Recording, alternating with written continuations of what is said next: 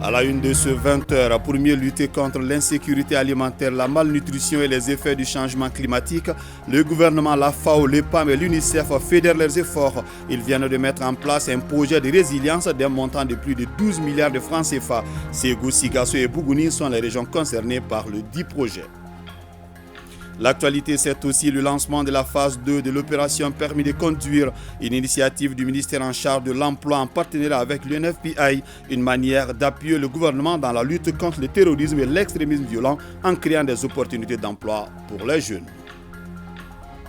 Également dans ce 20h, on parle de la première édition du Salon des fournisseurs miniers Sofami. La rencontre qui se tient au CICB mobilise les fournisseurs miniers qui réfléchissent pour renforcer l'impact des ressources minières sur l'économie nationale. Ballet diplomatique à Tombouctou avec la présence de 4 diplomates accrédités dans notre pays. Les ambassadeurs des Pays-Bas, de la Belgique, de l'Allemagne et du Grand-Duché de Luxembourg effectuent une visite d'amitié et de travail à Tombouctou. Nous sommes heureux de vous compter parmi nous. Bonsoir à vous, merci et bienvenue dans ce journal. Le Premier ministre par intérim a reçu en audience cet après-midi l'ambassadeur du Burkina Faso en fin de mission au Mali. Le général de brigade Kodjo Lougué est venu faire ses adieux au colonel Abdoulaye Maïga. Après un long séjour au Mali, le diplomate burkinabé a ensuite été reçu en audience par le président du Conseil national de transition. Avec le colonel Malick Diao, le diplomate en fin de mission s'est livré au même exercice et a remercié les autorités pour leur franche collaboration et le peuple malien pour son hospitalité légendaire. Nahum Sissoko. Le général de brigade Kodjo Lougué, ambassadeur du Burkina Faso au Mali, est en fin de mission. Le diplomate de la patrie des hommes intègres est venu faire ses adieux au Premier ministre par intérim, le colonel Abdoulaye Maïga. Après 9 années passées dans ce beau et grand pays, je repars vraiment satisfait de la coopération qui existe entre nos deux pays. Il a insisté pour dire qu'effectivement c'est plutôt au revoir au lieu d'adieu. Je crois qu'il a raison, parce que le Mali et le Burkina Faso sont des pays vraiment imbriqués dans tous les domaines. Actuellement, c'est la sécurité. Et les deux chefs d'État, son Excellence le capitaine Traoré Ibrahim et son Excellence le colonel Assimi Goïta, se sont rencontrés tout dernièrement. Ils en ont parlé, ils ont échangé pour avoir les meilleures stratégies, les meilleures façons de juguler et d'amener la paix dans la sous-région. C'est mon pays. Le Maliba, le Djatigia, c'est des éléments essentiels, c'est des valeurs que j'apprécie énormément. Parce que le Malien aime l'homme. L'ambassadeur burkinabé a ensuite été reçu par le président du Conseil national de transition, le colonel Malick Diao, pour le même exercice. Les deux personnalités ont souhaité le raffermissement des liens de coopération entre Bamako et Ouagadougou. Nous avons reconnu ensemble l'excellence des relations qui unit les deux pays. De toute façon, Burkina Faso et le Mali, on est condamnés à travailler, à coopérer et à gagner ensemble. Et c'est là l'avantage que nous avons quand nos deux chefs d'État ont la même vision. Pour le diplomate burkinabé en fin de mission dans notre pays, le Mali et le Burkina Faso sont appelés à relever ensemble le défi sécuritaire. Après le président de la transition, le président du Conseil national de transition, le colonel Malick Diao, a reçu ce matin le Premier ministre Dr Choguel Kokala Maïga.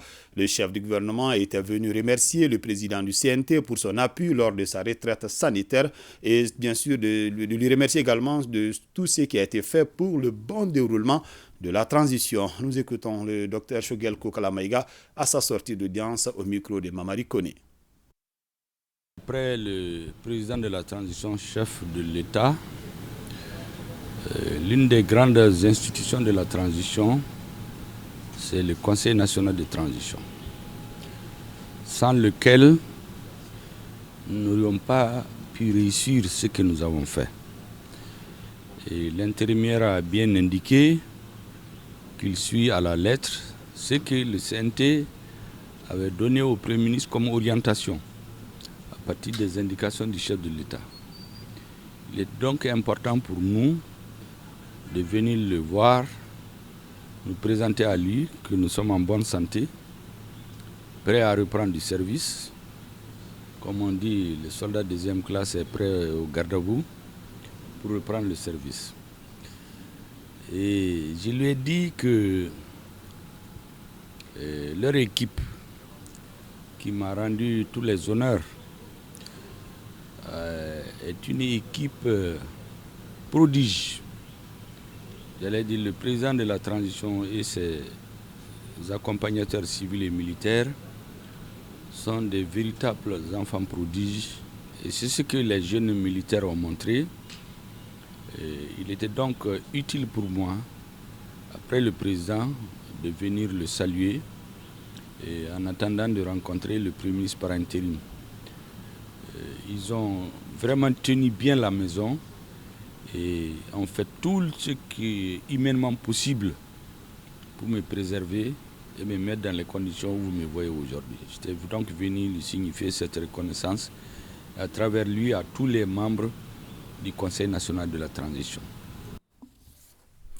Le rôle des juridictions administratives suprêmes dans la protection des droits fondamentaux, perspectives comparées, c'est le thème d'un atelier ouvert ce matin à la Cour suprême. Cette session a pour objectif de cerner les contours de la compétence de la juridiction administrative suprême en matière de protection des droits fondamentaux. Adama Djimde. Deuxième du genre, cet atelier regroupe les membres de la section administrative de la Cour suprême et ceux de la Fondation Max Planck. Il est axé sur le rôle des juridictions administratives suprêmes dans la protection des droits fondamentaux.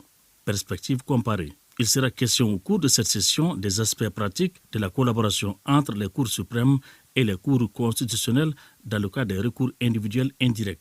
Pour le partenaire, une telle rencontre est d'une importance capitale. Pour nous, c'est quelque chose de très important d'aider les institutions, les plus hautes institutions juridiques au Mali, d'approfondir leur excellence dans le domaine des droits fondamentaux, du droit en général. La Fondation Max Planck pour la paix, on a beaucoup d'expertise, est très à l'écoute des demandes des institutions juridiques et essaie d'apporter une plus-value qui va à la fin bénéficier les Maliens et les Maliennes qui ont recours à ces institutions.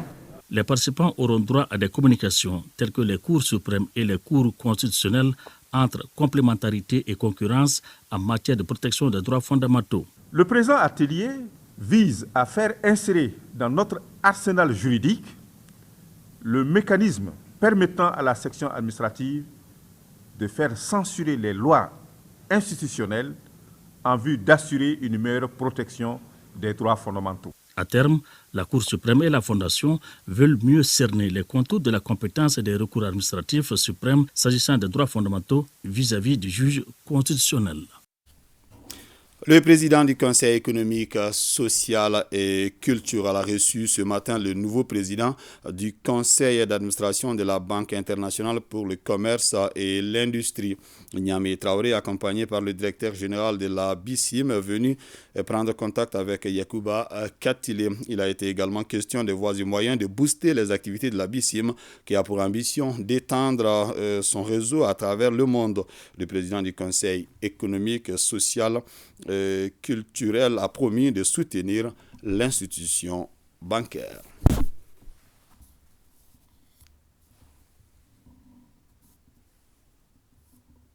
Voilà, c'était ce matin au Conseil économique, social et culturel. Ouverture ce matin à l'hôtel de l'Amitié de Bamako de l'évaluation et d'actualisation du plan d'action gouvernemental. La rencontre qui regroupe les secrétaires généraux et les responsables des cellules de planification et des statistiques des différents départements ministériels se penche sur l'évaluation des actions contenues dans le plan d'action. Mamadou Fane. Le programme d'action gouvernementale passé en revue par les experts du gouvernement de la transition. Il s'agit pour les participants de cet atelier sur l'évaluation et l'actualisation de ce plan de procéder à une analyse des tâches accomplies afin de réaménager les actions prévues dans le plan d'action. Il s'agit de garder les PAG tels qu'initialement approuvés, de continuer avec le processus d'évaluation et aussi de reprogrammer les activités sur la nouvelle échéance transitoire. C'est ainsi qu'au cours de sa mise en œuvre, le plan d'action du gouvernement 2021-2022 a fait l'objet de 3 évaluations trimestrielles dont les rapports ont été transmis au Conseil national de transition. Il ressortait du dernier rapport un taux de réalisation de 34,38%, des actions en cours de réalisation de 50% et des actions non réalisées de 15,62%. Cet atelier est aussi l'occasion d'échanger sur les contributions transmises, les défis et les difficultés rencontrées dans la mise en œuvre des actions programmées avec le soutien des partenaires. Le programme des Nations Unies pour le développement s'emploiera à continuer de renforcer son partenariat et accompagnement aux efforts du gouvernement dans son élan de refondation de l'État et de promotion de la bonne gouvernance. En tant qu'agence intégratrice du développement et épine dorsale du système de développement des Nations Unies, le programme des Nations Unies pour le développement a une bonne mesure de l'importance d'asseoir les fondations solides au processus de développement. Cela est d'autant plus crucial qu'aujourd'hui, face aux diverses crises qui assaillent le monde, les pays qui ont su asseoir les bases politiques, économiques, sociales et sociétales solides parviennent tant soit peu à mieux absorber les différents chocs issus de ces perturbations. Au sortir de cet atelier de 5 jours, une meilleure appréciation sera faite pour permettre une mise en œuvre de ce programme d'action gouvernementale afin de combler les attentes de nos compatriotes. Pour mieux lutter contre l'insécurité alimentaire, la malnutrition et les effets du changement climatique, le gouvernement, la FAO, le PAM et l'UNICEF fédèrent leurs efforts. Ils viennent de mettre en place un projet de résilience d'un montant de plus de 12 milliards de francs CFA. Je vous le disais tout à l'heure, Ségou, Sikasso et Bougouni sont les régions concernées par le dit projet qui a été lancé ce matin. Le reportage de Modibo Mariko. 3 agences des Nations Unies, l'UNICEF, la FAO, le PAM, s'associent au gouvernement malien pour donner un coup de fouet à la résilience communautaire contre l'insécurité alimentaire, la malnutrition et les changements climatiques. Ce projet lancé à cet effet va couvrir les régions de Ségou, Sikasso et Bougouni. L'objectif étant d'endiguer les mâles de leur vulnérabilité depuis la base. Le programme est conforme aux politiques internationales, régionales et nationales et contribuera spécifiquement à la politique nationale sur la sécurité alimentaire, la nutrition et à la stratégie nationale de résilience, connue sous le nom de Priorité Résilience Pays, Mali, de l'Alliance mondiale pour la résilience au Sahel et en Afrique de l'Ouest. Ce projet va cibler directement à peu près 150 000 personnes et plus d'1 million d'autres personnes indirectement à travers, entre autres, la promotion de la gestion durable, équitable et non violente des ressources naturelles et le renforcement, ainsi que l'autonomisation des systèmes au niveau institutionnel, au niveau communautaire et au niveau ménage. D'un coût total de 200 millions de dollars US, soit plus de 12 milliards 800 millions de francs CFA sur 4 ans, ce projet va faire des séries dans 8 communes, soit 147 villages maliens. Une des meilleures réponses concrètes aux préoccupations des populations, surtout à un moment où elles sont confrontées à des défis multiples, souvent de survie. Au moment où les chocs externes, tels que la pandémie de la Covid-19, la flambée des prix des produits pétroliers et des intrants agricoles ont cumulativement touché de plein fouet les populations, le gouvernement fournit des efforts à travers des mesures et dispositions sociales pour atténuer la souffrance des couches les plus vulnérables.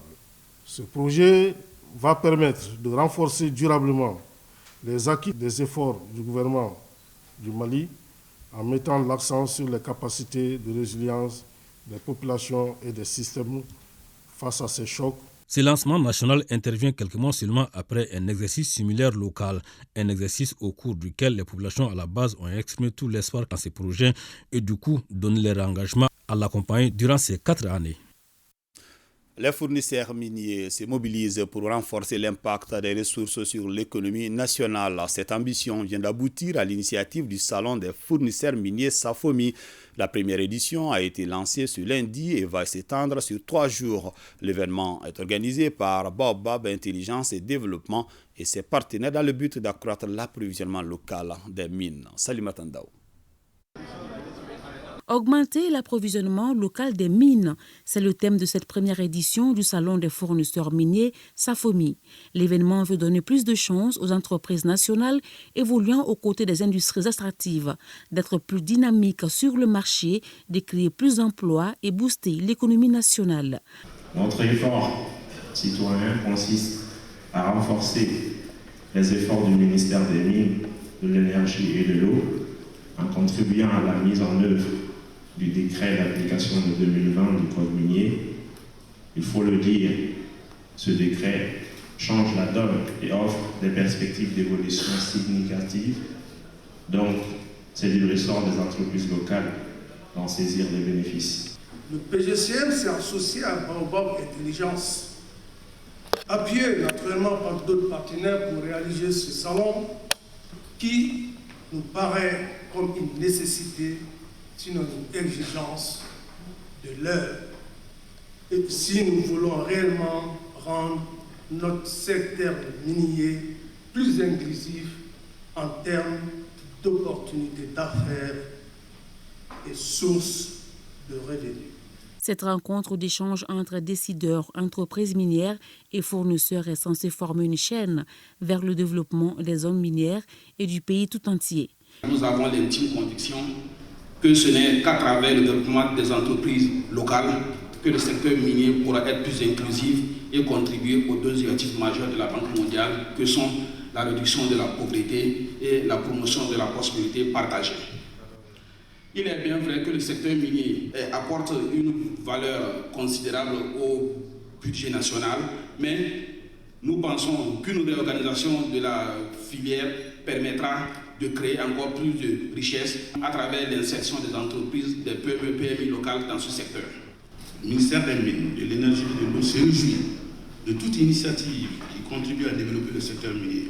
C'est pourquoi nous tenons à féliciter ici Baobab Intelligence et Développement pour l'initiative et le travail qu'il effectue dans ce sens, et nous encourageons les entreprises locales ici présentes pour qu'au sortir de ce salon, elles soient mieux outillées et mieux motivées à répondre aux offres et à fournir des produits et services de qualité qui répondent aux exigences des sociétés minières. Une cinquantaine de fournisseurs sont présents avec leurs produits. Certains proposent des équipements, d'autres sont spécialisés dans les BTP. Les banques sont également au rendez-vous de ce salon des fournisseurs miniers qui va s'étendre sur 3 jours.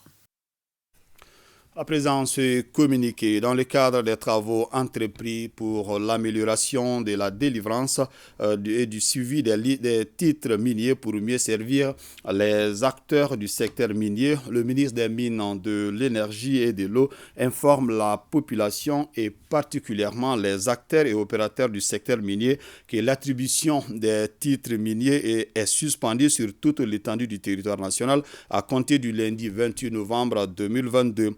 Ainsi, à compter de cette date, aucune demande de titre minier ne sera réceptionnée ou traitée par les services compétents du département. La levée de la suspension fera l'objet d'un communiqué ultérieur à temps opportun. Le ministre des Mines, de l'Énergie et de l'Eau s'est compté sur la bonne compréhension de tous. Parlons à présent du lancement de la phase 2 de l'opération Permis de conduire, une initiative du ministère en charge de l'emploi en partenariat avec l'UNFPA, une manière pour appuyer le gouvernement dans la lutte contre le terrorisme et l'extrémisme violent en créant des opportunités d'emploi pour les jeunes. Awama Kamara. Une jeunesse démobilisée et sans réelle perspective d'avenir peut constituer un facteur de trouble. C'est pourquoi le ministère en charge de l'emploi, avec l'appui de l'UNFPA, lance la phase 2 de l'opération Permis de conduire pour 250 jeunes du district de Bamako et des régions de Koulikoro, Ségou, Sikasso et Ménaka. C'est parce que l'UNFPA et le gouvernement du Mali croient aux jeunes qu'ils cherchent à travers ces projets innovants à leur donner un potentiel économique durable, mais aussi à assurer leur pleine autonomie pour leur permettre de mieux contribuer au processus de paix et de cohésion sociale. C'est aussi l'occasion de donner à ces jeunes des connaissances et des compétences essentielles.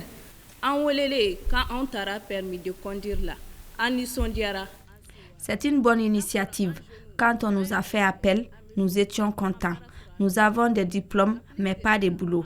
Avec ces permis, nous irons dans les ONG et autres. La question de l'emploi des jeunes est une priorité pour les autorités de la transition. Notre pays a adopté une feuille de route nationale sur la gouvernance démocratique en investissant en la jeunesse. Aujourd'hui, la problématique du chômage et de l'emploi des jeunes est au cœur des préoccupations des plus hautes autorités. Et toutes les actions qui vont concourir à créer des opportunités pour les jeunes filles et les jeunes garçons, pour les femmes, nous y sommes engagés. Et le projet Opération Permis, qui a pour objectif de bonifier les dividendes de la jeunesse, est un projet qui rentre en droite ligne dans les objectifs de notre département. C'est pourquoi, à la fin de la première phase, nous avons estimé avec notre partenaire qu'il était important de voir comment on peut initier une deuxième phase. En plus des cours de conduite, les jeunes ont reçu des formations sur la santé sexuelle et reproductive et les violences basées sur le genre. La première phase du projet a concerné les régions du Nord et du Centre. Un groupe d'action pour les langues et écritures du Mali en conclave à l'ex-Denafla. Il se bat pour mettre plus en lumière nos langues. La réunion constitutive tenue ce matin oriente les actions, la programmation, puis élabore une note de plaidoyer. Il s'agit de formuler de l'option des langues dans la Constitution, et cela à l'intention des autorités de la transition. Alpha Meiga.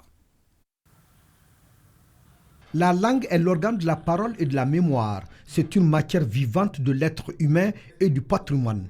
Et c'est bien à cet exercice que le groupe d'action pour les langues et écritures du Mali se bat pour faire sortir de nos langues nationales de leur invalidante marginalité.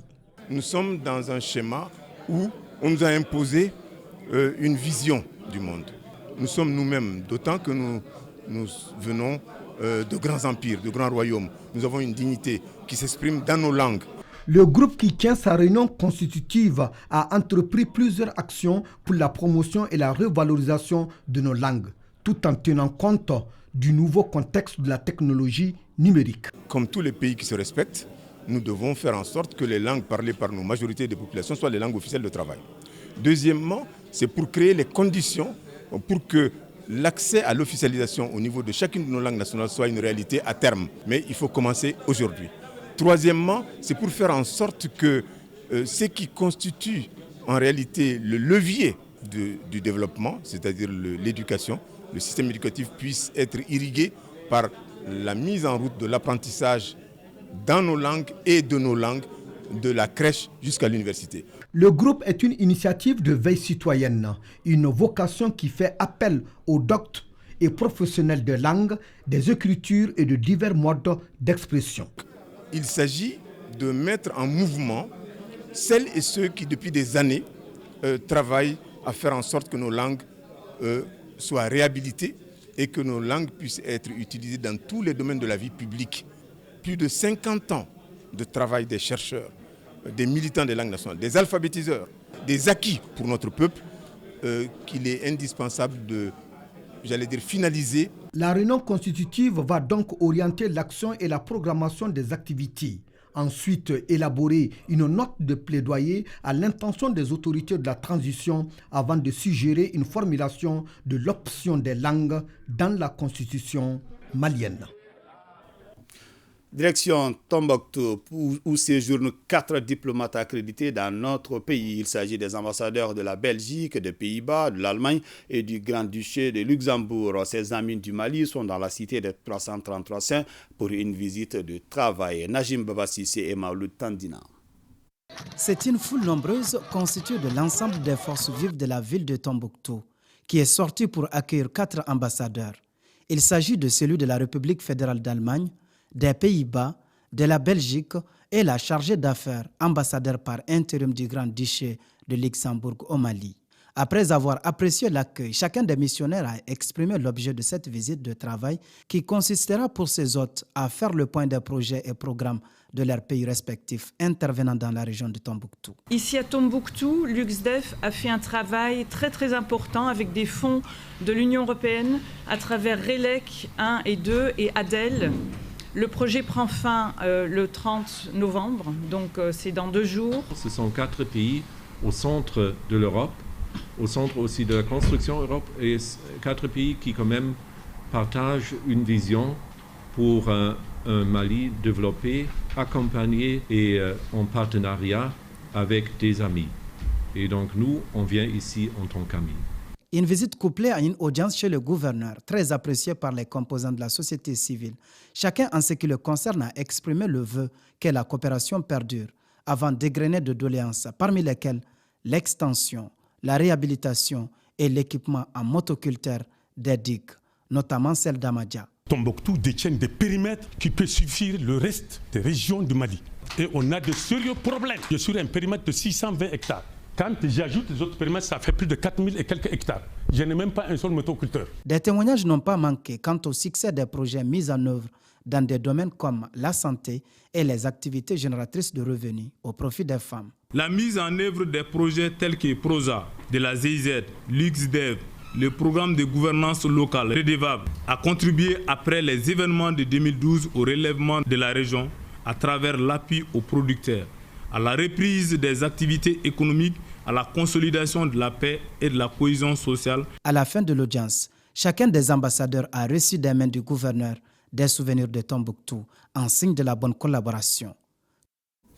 En image et à Kaya, cérémonie de passation de charge, c'était le jeudi dernier à la région de la gendarmerie, numéro 2. Après 6 ans de loyaux services dans la région de Kaya, le colonel Najim Ag Atayer passe le témoin au colonel Boubacar Diawara. La cérémonie de passation a regroupé autour du colonel Moussa Soumaré, gouverneur de la région de Kaya, les directeurs régionaux ainsi que les responsables de l'ensemble des forces de défense et de sécurité. Après le cérémonial de passation, un défilé militaire composé de la fanfare de la zone de défense numéro 4 du drapeau et sa garde, d'une section de la direction régionale de la douane, d'une section de la protection civile, d'une section de la police, d'une section de la garde, de 2 sections de la gendarmerie et d'une section de la zone de défense numéro 4. En 3e région, les professeurs, praticiens hospitaliers et paramédicaux réfléchissent sur comment se servir de la recherche scientifique pour améliorer la qualité des soins des populations. C'est à la faveur des journées scientifiques de Sikasso, première édition. Moussokoro Sérémé. Ils sont plus de 400 spécialistes en sciences de la santé des instituts de recherche et des hôpitaux du Mali réunis autour d'un thème central, améliorer la qualité des soins des populations par la recherche médicale. C'est tout l'essence de ces journées scientifiques de Sikasso, première édition, initiée par l'hôpital de Sikasso et la direction régionale de la santé en collaboration avec la Sochima, Société de chirurgie du Mali. La Sochima se veut être un moteur de la promotion de la recherche dans le domaine de la santé dans nos différentes régions. Les sous-thèmes porteront sur les cancers, la mortalité maternelle et infantile, les infections.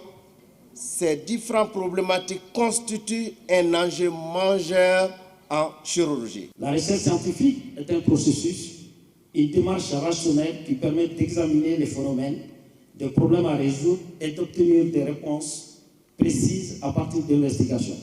La présente rencontre se veut une tribune d'échange, d'expérience, de partage de savoir et de vécu quotidien entre professionnels. La création de la future faculté de médecine et l'érection de l'hôpital de Sikasso en centre hospitalier universitaire régional, il en a également été question lors de ces journées scientifiques. Avec plus de 3 millions d'habitants, la région de Sikasso compte près de 80 spécialistes, dont 36 à l'hôpital de Sikasso, 9 maîtres chercheurs et un agrégé en traumatologie. Il y a une loi qui a été déjà votée, qui crée l'université de Sikasso. Les exposés de la matinée ont prouvé à suffisance que l'université est une nécessité. Après Bamako, c'est la région de Sikasso qui fournit le plus grand nombre de bacheliers au Mali. Ces journées permettre de booster la recherche. Donc, quand il y a un CHU, ça permet de former tous ceux qui sont là, qui n'ont pas l'occasion d'aller ailleurs pour recevoir l'information. Les journées scientifiques du SICASO sont couplées aux consultations gratuites du dépistage du cancer du col de l'utérus et la formation en imagerie médicale des techniciens de la radiographie. Cette première édition est soutenue par plusieurs partenaires dont Save the Children et l'AIPP, agence internationale Promo Pharma. Le Mali, à l'instar des autres pays du monde, a célébré le 17 novembre la journée de la prématurité. Cette année, elle est couplée à la journée mondiale de la pneumonie, célébrée le 12 novembre. Pour occasion, l'Office national de la santé et de la reproduction, ONASR, a initié une journée de sensibilisation et de plaidoyer en faveur de la survie des prématurés. Sorona Kamiso. Selon le rapport 2016 de l'Organisation mondiale de la santé, OMS, au niveau mondial, on note 15 millions de naissances prématurées par an. La même source nous confirme qu'1 million de bébés meurent chaque année des suites de complications dont la pneumonie. Elle est la première cause infectieuse de mortalité chez l'enfant. Dédier une journée à la prévention de la prématurité et à la lutte contre la pneumonie, c'est permettre aux décideurs de jeter un regard rétrospectif sur les avancées et les défis. Nous, agences universitaires pour l'innovation technologique au Mali, sommes très heureux de participer à la célébration de la journée mondiale de la prématurité, couplée à celle de la pneumonie. Nous ne pensions pas particulièrement à la couveuse, à notre création. Sous le modèle associatif, nous voulions juste former une équipe pluridisciplinaire. Le cœur de métier de l'ALIMA AMCP-SP au Mali constitue la prise en charge de la malnutrition dans les centres de santé communautaires et de référence et à travers les cliniques mobiles pour atteindre les zones les plus reculées et les populations les plus éloignées. ALIMA AMCP-SP met également en œuvre des activités qui constituent à améliorer la santé de la mère et de l'enfant en renforçant les plateaux techniques des services de maternité, de pédiatrie et de chirurgie.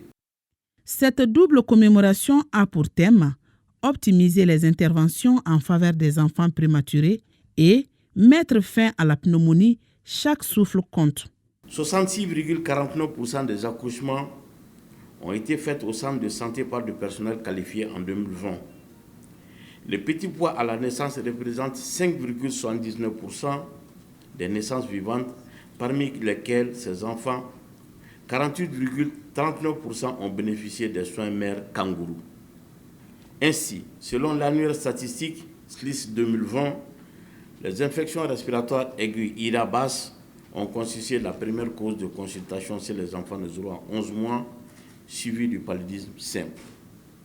La journée a été marquée par des communications sur les causes, les facteurs de risque de la prématurité et la prise en charge de la pneumonie chez l'enfant de moins de 5 ans et les prématurés en particulier.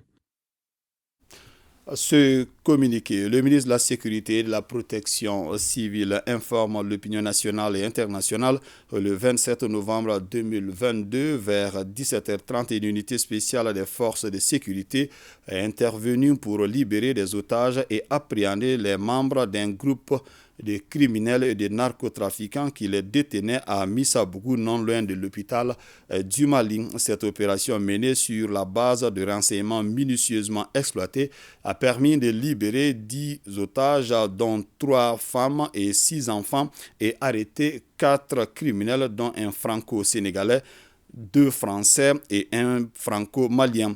En effet, depuis le 18 novembre 2022, les membres d'une famille avaient été enlevés par ces preneurs d'otages moyennant soit le paiement d'une rançon de 900 millions de francs CFA ou, à défaut, donner des informations permettant de localiser la cocaïne récemment interceptée par les douanes maliennes. Les enquêtes se poursuivent pour démanteler ces réseaux criminels ainsi que les complices. Le ministre de la Sécurité et de la Protection civile invite la population à vaquer à leurs occupations quotidiennes et l'exhorte à collaborer davantage avec toutes les forces de défense et de sécurité. Les agents de santé des forces armées maliennes assistent à une formation de renforcement des capacités sur certains logiciels dans le cadre de la lutte contre le VIH-Sida. L'initiative vise à mieux outiller le personnel de santé militaire pour lutter efficacement contre la pandémie au sein de l'armée. Les détails avec Adidjou Matina. Ils sont médecins, pharmaciens et infirmiers militaires à prendre part à cette activité sur le remplissage des supports de gestion, la collecte des données et le rapportage. Les agents de santé des FAMA, à travers ces renforcements de capacités de quelques jours, pourront ainsi contribuer efficacement à la lutte contre le VIH-Sida et les maladies infectieuses au sein des forces armées maliennes. Au niveau des forces armées maliennes, nous avons 9 centres de conseil et de dépistage volontaires qui sont opérationnels à la date d'aujourd'hui. Dans ces 9 centres de conseil de dépistage, 3 ont été érigés en centre de prise en charge du VIH-Sida. Donc dans tous ces centres-là, on mène des activités de soins, de prévention et de lutte contre le VIH-Sida. Donc ces centres font le rapportage des données mensuellement, trimestriellement et annuellement. Donc de plus en plus, avec les nouvelles technologies, le rapportage des données a besoin d'être renforcé. Avec l'évolution croissante des technologies, il apparaît nécessaire de nos jours de se familiariser avec certains outils pour une meilleure prise de décision dans le cadre de la riposte. À l'issue de cet atelier, le personnel sera assez outillé pour pouvoir nous amener des données. Ces données-là sont tellement importantes pour la prise de décision au niveau stratégique. Donc, tous ceux qui sont là comme participants sont dans le centre de conseil de dépistage, ça c'est au niveau opérationnel.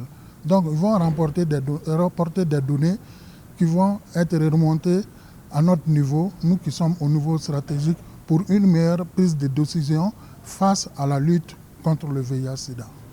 L'activité est initiée par la MINUSMA à travers son unité VIH-Sida en partenariat avec la cellule sectorielle de lutte contre le VIH-Sida du ministère de la Défense et des Anciens Combattants et la direction centrale des services de santé des armées, DCSA. Le comité national de pilotage du projet Brigade verte pour l'emploi et l'environnement a tenu le jeudi dernier la 3e session ordinaire de son comité national de pilotage. L'adoption du plan de travail et du budget au titre 2023 était à l'ordre du jour de cette session. Nohom Sissoko. L'initiative présidentielle Brigade verte pour l'emploi et l'environnement est un projet qui s'emploie à la restauration de 3000 hectares de terre dans les régions de Caille et Nioro du Sahel. Ainsi, le projet s'attelle au reboisement en vue de créer des emplois verts à travers la promotion de la gomme arabique. Cette 3e session ordinaire du comité national de pilotage du projet fait le point de l'état d'exécution des activités et du budget de l'exercice écoulé. La réalisation d'un forage équipé à Caille, la création de 260 emplois temporaires avec l'aménagement des terres par l'approche HIMO dans la réalisation des travaux du site pilote de Caille. L'acquisition des matériels logistiques, voitures, motos, vélos, etc. Au plan financier, la situation de l'exécution budgétaire du projet se présente comme suit. Au titre du crédit concessionnel, le montant décaissé et engagé s'élève à 1 108 870 573 francs CFA sur un montant alloué de 5 903 640 000, soit un taux de réalisation de 19%. Ce projet, lancé en mars 2021, bénéficie de l'accompagnement de l'Agence italienne pour la coopération au développement. L'Agence italienne pour la coopération au développement vise à garantir que l'impact des interventions financières soit durable et équitable. Dans ce sens, je pense que les efforts doivent être accompagnés par un engagement de tous les acteurs impliqués. Le PBVE, projet Brigade verte pour l'emploi et l'environnement, vise à contribuer au renforcement de la sécurité alimentaire et nutritionnelle des communautés vivant dans ces zones touchés par la désertification et la dégradation des terres afin d'affermir leur résilience. 6 milliards 500 millions de francs CFA, c'est l'enveloppe qui va débloquer les projets d'appui à la réinsertion socio-économique des populations du Nord pour la mise en œuvre de ces activités. C'est ce qui ressort du plan de travail et des prévisions budgétaires de l'exercice 2023. L'annonce a été faite au cours de la deuxième session de son comité de pilotage tenu ici à Bamako. Batraoré.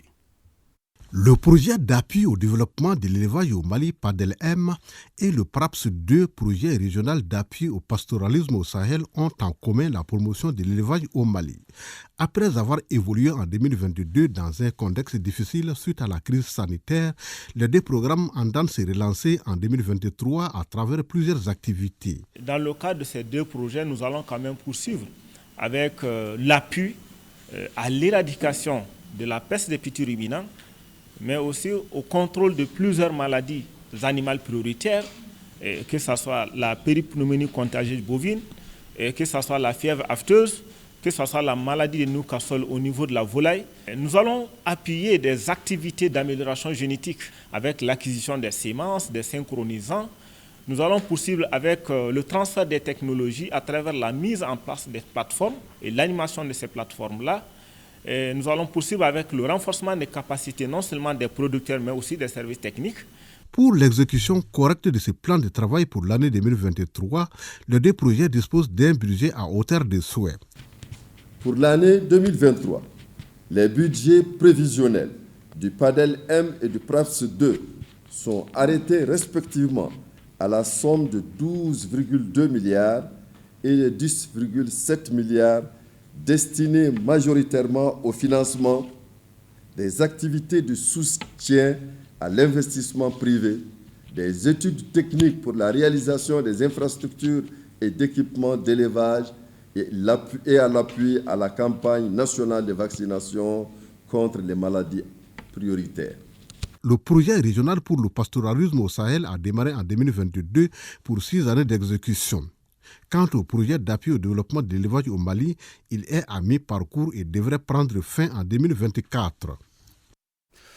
Le club Toastmaster de Bamako vient d'organiser une journée porte ouverte. Elle avait pour thème « L'homme est le boulanger de sa vie ». L'activité a mobilisé plus d'une centaine d'invités désormais informés des missions de cette association internationale à but non lucratif. On en sait plus avec Jules Sambou-Sissoko. À travers cette journée porte ouverte, les membres de l'association internationale Toastmasters Mali entendent informer et sensibiliser le grand public, notamment les jeunes et les étudiants, sur le Toastmasters et sa mission à travers ces différents clubs au Mali. Une division, c'est un ensemble de secteurs. Et un secteur, c'est un ensemble de clubs, en moyenne 4 clubs par secteur. Alors, les clubs du Mali, au nombre de 14, forment une seule division et ça s'appelle la division D au sein de Toastmasters. Et après la division, vous avez le district. Le district aujourd'hui dans lequel nous nous inscrivons, c'est le district 94 qui couvre plus de 14 pays d'Afrique de l'Ouest et du centre. Donc c'est ainsi que le mouvement est hiérarchisé et après le district, évidemment, il y a la région. Il y a Toastmasters International dont le siège se trouve aux États-Unis. Aujourd'hui, nous avons organisé cette journée porte ouverte. C'est pour faire connaître ce mouvement-là à un maximum de personnes. L'activité a été marquée par des communications en lien avec les opportunités de développement personnel que l'association permet d'offrir à ses adhérents. Le thème retenu pour cette journée porte ouverte est « L'homme est le boulanger de sa vie ». Les journées porte ouvertes sont des opportunités pour permettre de faire un peu plus de communication autour du mouvement parce que nous savons que c'est quelque chose d'utile qui va aider plus d'un. Un mot, lorsqu'il est bien dit, permet d'avoir les objectifs que l'on veut. Et donc, Toastmasters, c'est en fait une association qui nous permet d'avoir cette opportunité de développer nos compétences en matière de communication et surtout d'asseoir des bases solides en leadership. L'association Toastmasters International a été créée en 1924. Elle est opérationnelle au Mali depuis 2007 pour offrir un milieu d'apprentissage positif en communication et en leadership. Direction Koulikoro pour parler de cette action humanitaire. Le mouvement Ambiko vient d'offrir à la population de Koulikoro 2 fourrages équipés, l'un pour les tout-petits du jardin d'enfants de Plateau 3 et des équipements préscolaires, et l'autre est destiné à la population du quartier Plateau 2. Ces réalisations du mouvement Ambiko dans la cité du Meguetan s'inscrivent dans le cadre de la mise en œuvre du volet inclusion sociale du plan d'action du mouvement. Les réalisations ont coûté environ 10 millions de francs CFA. Djemba Moussa Konate. Quoi de plus normal que de donner de l'eau à une population, surtout les tout-petits? C'est ce que vient de faire la présidente du mouvement Ambiko, Fatoumata Batoulignan, en offrant gracieusement un fourrage équipé à la population du quartier Plateau 2 et un autre aux tout-petits du jardin d'enfants de Plateau 3. Ces crèches, il faut les payer et parfois cher. Et donc, c'est pas mal d'aider à leur établissement parce que ça répond à un besoin essentiel qui est la petite enfance.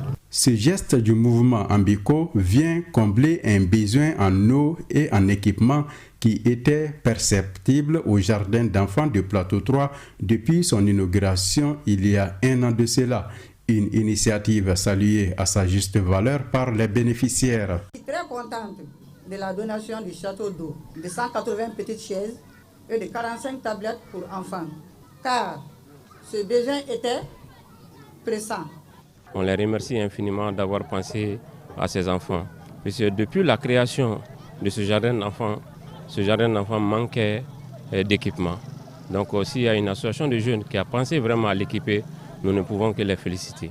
Le gouvernorat de la région de Koulikoro soutient cet engagement du mouvement Ambiko auprès de la population de Koulikoro. Le gouverneur de la région et l'ensemble des autorités m'ont chargé de vous dire qu'ils sont derrière vous.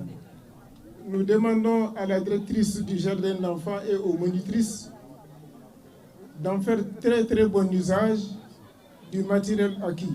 Ces réalisations ont coûté à la donatrice près de 10 millions de francs CFA. Un mot de cyclisme. Amadou Togola dirige de nouveau la Fédération malienne de cyclisme. L'ancien président a été réélu à l'issue du Conseil national extraordinaire de l'instance tenue hier. La majorité des délégués a renouvelé sa confiance à lui qui avait déjà dirigé la fédération. Écoutons Amadou Togola au micro de Koji Sibi. Et je pense que c'est un bureau quand même auquel j'ai fait confiance parce que nous avons tenu compte de toutes les sensibilités. Parce que sur 5 ligues, 4 ligues ont décidé d'aller à un conseil extraordinaire, une assemblée générale extraordinaire. Bon, la ligue de Sigasso n'a certainement pas accepté, ils ont procédé par vote, mais il y a la majorité a voulu que et on laisse le président actuel. Et les 4 ligues ont décidé qu'on aille à un conseil, à une assemblée générale extraordinaire. Donc à partir de ce moment, comme je le dis, c'est démocratique. 4 sur 5, on a demandé les 2 tiers, mais si nous avons 4 sur 5, ça veut dire qu'il n'y a rien à craindre. Donc ils ont pris leurs responsabilités pour ne pas que le cyclisme aille dans l'eau, pour essayer de remettre un bureau consensuel en place avec l'adhésion de tout le monde. Donc je pense que c'est extrêmement important. Et donc, je remercie quand même ceux qui m'ont fait confiance et ceux qui ont compris quand même que vraiment l'avenir du cyclisme peut-être, pour le moment, il est mieux placé pour mener à bon port. Et chacun se considère comme un guerrier. Parce que nous sommes maintenant observés par tout le monde parce que je sais que ça, c'est des choses qui ne sont pas fréquentes dans les domaines du sport. Et aujourd'hui, si ça se passe au cyclisme, les gens doivent prendre conscience du défi qui nous attend.